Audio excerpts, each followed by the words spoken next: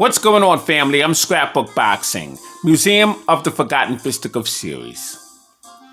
I'm in the middle of rating my top 10 greatest fighters of all times.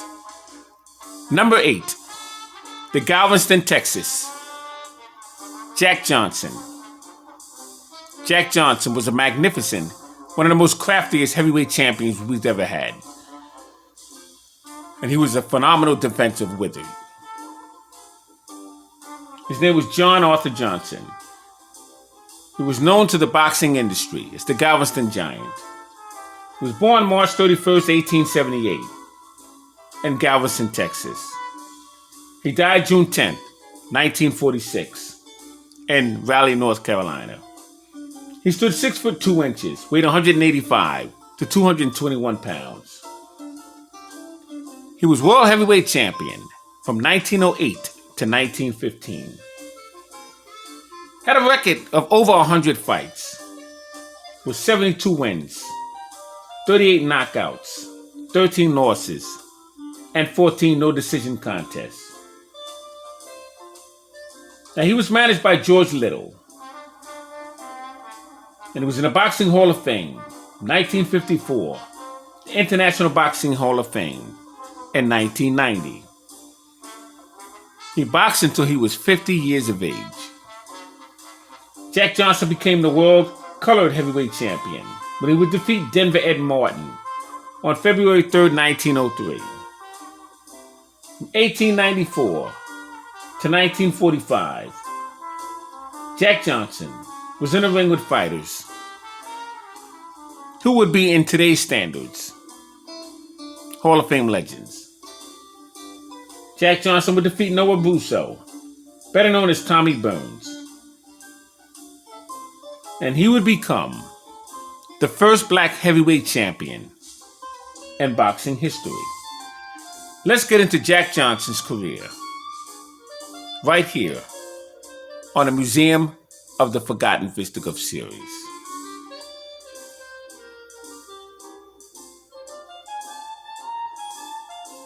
Now, Jack Johnson will come along a time when you had some legendary heavyweight champions.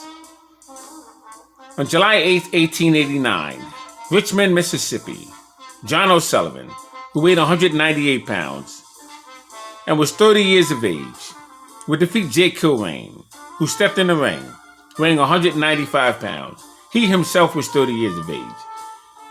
And that fight would go 75 rounds. John Fitzpatrick was the referee. And it would become the last bare-knuckle title fight in boxing history. September 7th, 1892, New Orleans. James J. Corbett weighed 178 pounds, and he was 26 years of age. He was a former banker. And he would defeat John O'Sullivan in 21 rounds. John O'Sullivan walked in the ring weighing 212 pounds, and he was 33 years of age at this time.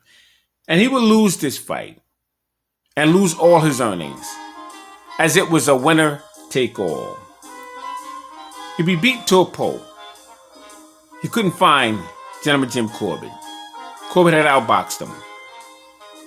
And when Corbett would finally land a solid punch in the 21st round, after John O'Sullivan had gassed out, he would land face first into the red clay.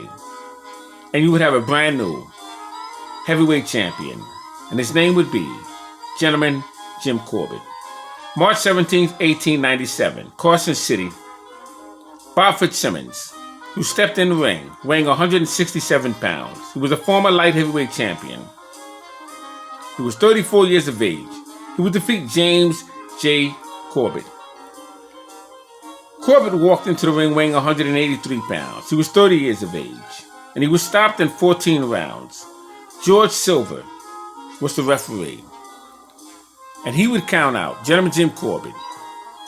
That would be the first time that Jim Corbett would be stopped in that fashion. And it would be known as the solar plexus punch. He punched him right in the gut. And that was the first time a punch like that would land in the heavyweight championship fight. June 9th, 1899, Coney Island, New York. James J. Jeffries, stepped in the ring weighing 206 pounds. He was 24 years of age, and he would defeat Bob Fitzsimmons. Bob Fitzsimmons walked into the ring that night weighing 167 pounds. He was 37 years of age, and he'd be stopped in 11 rounds. George Siller was the referee once again. February 23, 1906, Los Angeles, California. Tommy Burns weighed 180 pounds, and he was 24 years of age. He would defeat Marvin Hart, who walked into the ring weighing 188 pounds, and he was 29 years of age. He would defeat him in 20 rounds. James J. Jeffries was the referee.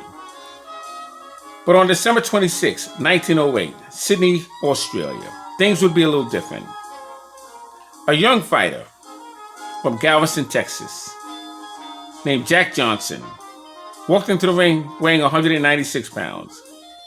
He was 30 years of age, and he would defeat Tommy Burns, who weighed 176 pounds. Tommy Burns would be knocked out. For the first time, a black fighter would become the World Heavyweight Champion. Now, Tommy Burns was 37 years of age. And it was incredible to watch this in real time. Shout out to Jack Johnson, who would finally give the white fighter, who was treating him less than a fifth of a human being, a loss and to become a heavyweight champion of the world. Now, Tommy Burns never really deserved that title shot. It was from Canada. Sam Langford should have been given that opportunity. And just to put things in perspective, a black fighter was never truly given an opportunity before Jack Johnson. Now, I want to clear up something. Tommy Burns was 27 years old when he lost to Jack Johnson.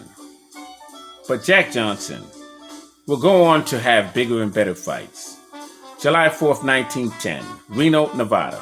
Jack Johnson, who weighed 208 pounds, and he was 32 years of age. He would take on James J. Jeffries, who weighed 227 pounds. And Jeffries was 35 years of age, and he'd be knocked out in 15 rounds. Tex Rickard was the referee. Jim Jeffries came out of retirement. Jack Johnson had always wanted to fight Jim Jeffries as far back as 1904. But Jack Johnson had to settle for the colored heavyweight championship title that he would wrestle from Denver Ed Martin in 1903. Johnson would face John Klondike Haynes, Hank Griffin 4 times, Jack Thompson 3 times, Joe Jeanette 10 times, Sam McVeigh 3 times, Sam Langford once in 1906. He would defeat him in 15 rounds. Sam Langford would take on Jack Johnson just 2 weeks after he would defeat Joe Jeanette. But Jack Johnson would also be in the ring. And Bob Fitzsimmons, who was a former middleweight, light heavyweight, and heavyweight champion. Fireman Jim Flynn. Jim Flynn would headbutt Jack Johnson, where the referee would have to step in and end the contest. Jack Johnson would also take on Joe Chowinski. Joe Chowinski would knock out Jack Johnson in 3 rounds. And those two would spend prison time together. Joe Chowinski would show Jack Johnson some of the tricks of the trade and would help him with his catch and shoot style. But Jack Johnson was a magnificent defensive fighter.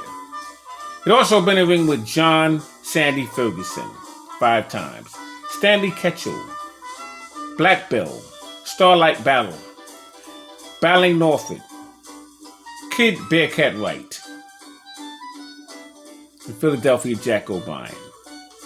October 16, 1912.